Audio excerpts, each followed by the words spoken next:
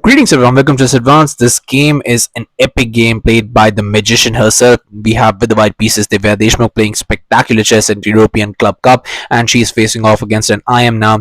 Her name is Leya Garifullina, and her rating is roughly around Divya's rating only. She's 2450 and Divya is now above 2500, and congratulations for her reaching 2500 rating. She's the second Indian player to be able to do so after Koneru Humpy. That's absolutely spectacular at just 20 years of age, and now she's crushing players in 22 moves. You're really going to enjoy this one here. So without further ado, let's start with this game. Here Divya goes for c4 with the white pieces, and here just e5 by Leya, and here we have knight to c3, bishop to b4, just going for the reverse Sicilian. This is the Kramnik Shiro counter gambit, and we have this knight to d5, just attacking that bishop to e7, and here just going for this knight to f3. You could have also gone for a move like d4 in this position, immediately striking in the center. After e captures, you play queen captures, knight to f6 now, and here just knight captures on e7, queen captures, bishop to g5, knight to c6, queen to c3, and d6, and your position would be absolutely fine. And you can try and develop the bishop, maybe get the king to castle. Maybe somewhere in lines here, you can try to go for an early attack. Position is absolutely fine, but knight to f3 also works in this position. Here just d6 was played. Now we have g3, knight to f6, and here just going for this knight to c3. And now just finally going for this castles. You could have also, instead of this castles, you could have also gone for c5 in this position. The structure looks absolutely amazing, because after bishop to g2, you play knight to c6, castles now, and here bishop to e6, just develop all those pieces. And you can see that why black is doing perfectly fine when it concerns about, developing pieces. Here after b3, you play h6, d3 now. After castles, you play bishop to b2, and your position would be absolutely amazing with these fiend-kettered bishops. But here after knight to c3, just castles was played, and now just comes bishop to g2, c6 now, castles here, and here just h6, not allowing the bishop to ever jump or knight to ever jump there. And here we have e4, just pushing those pawns all the way and taking more space in the center. Bishop to e6 now, just challenging those pawns, but a very calm move here, b3, not worried about too much. And here we have queen to c8. So already with the queen to c8, Engine is definitely not liking Leya's position, and Divya is doing absolutely fine here, and she goes and pushes towards the center, and she's creating opportunities now.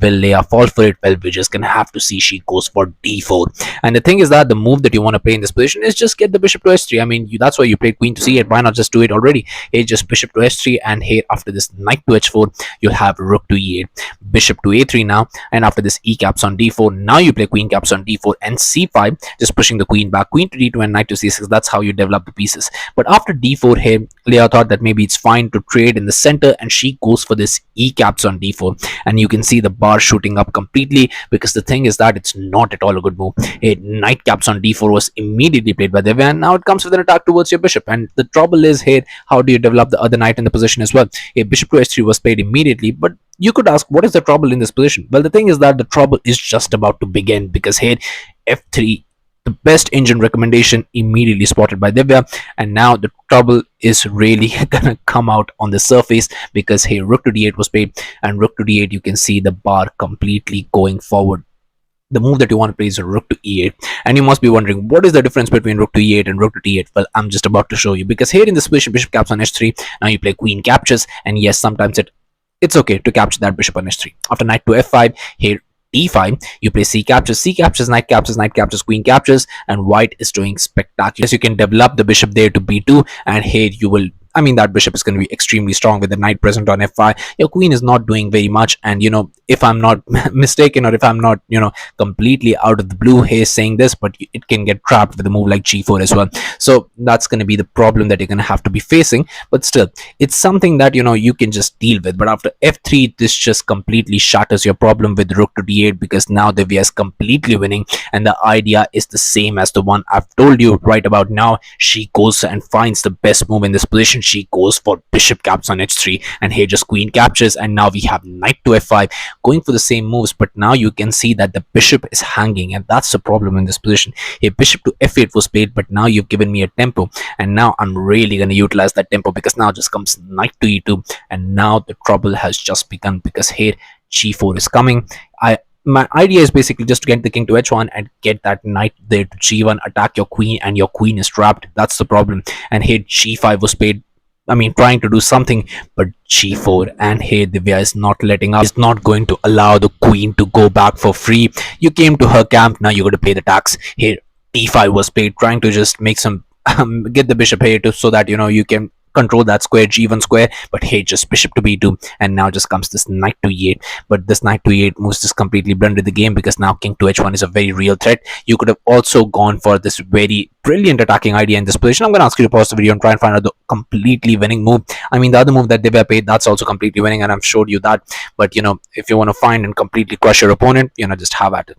So congratulations to everyone who's able to find this move. The move is queen to d4. And how are you preventing this? Well, the thing is that here, if you go for a move like f6, now just comes king to h1 with the same idea. I'm controlling the c5 square. Here you don't have much. And if you go for a move like knight to d7 in this position, because hoping that you can play this bishop to c5 next, I'll just say that be my guest. Hey, knight to g1. Now just comes bishop to c5, attacking the queen. Knight caps on h3, and now you have bishop captures, d captures, and after this knight caps on h6 with a check, king to h7, knight to f5, and here c caps on b3, a captures. As you can see, after all of this charade has ended, I'm up a piece, and there is nothing you can do other than resigning here.